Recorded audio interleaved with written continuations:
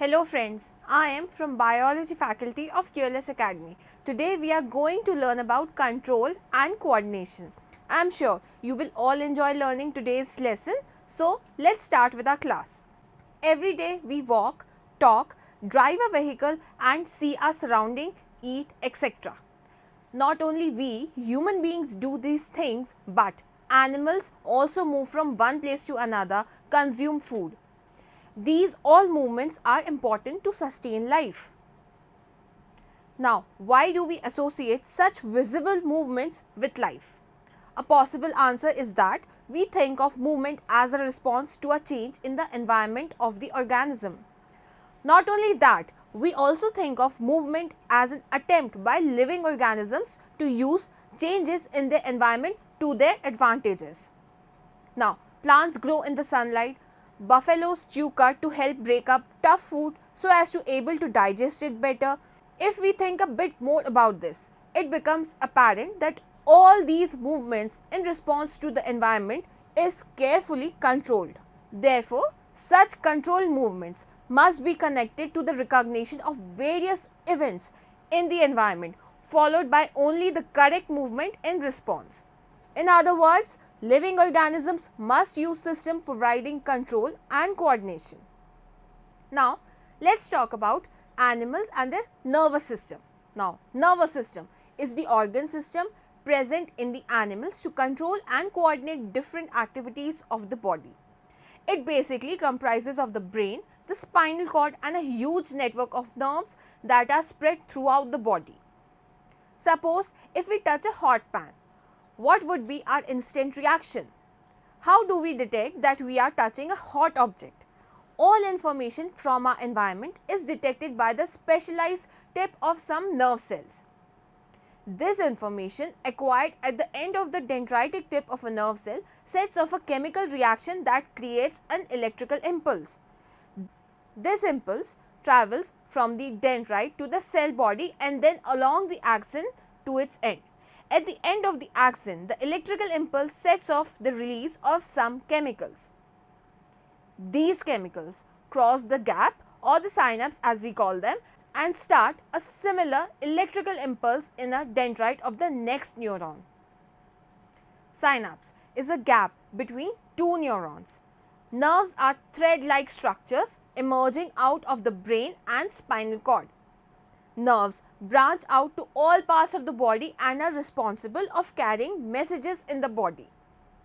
Now, there are different types of nerves present in our body. What are they?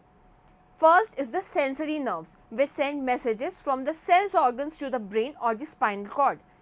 Second is motor nerves, which carry messages back from the brain or the spinal cord to the muscles and glands in the body.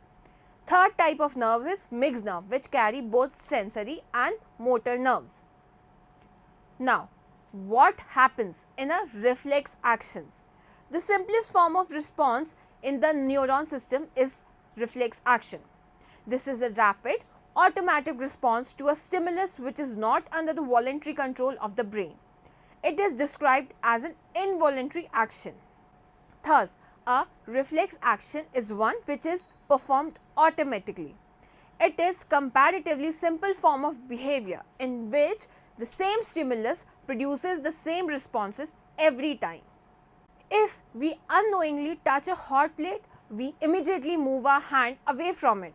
So, moving our hand away from touching a hot plate is an example of a reflex action.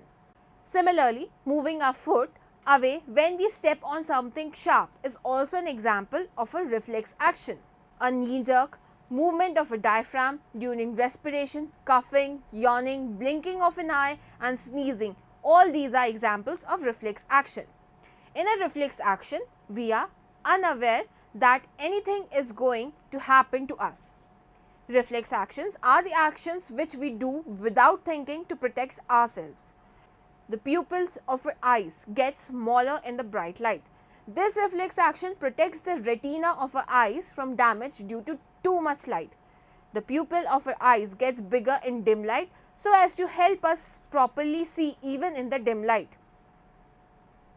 The pathway or the route taken by nerve impulses in a reflex action is called as the reflex arc. Reflex arc Reflex arcs allow rapid responses. Now, let's understand the meaning of a reflex arc by taking an example. A reflex action is an automatic response to a stimulus.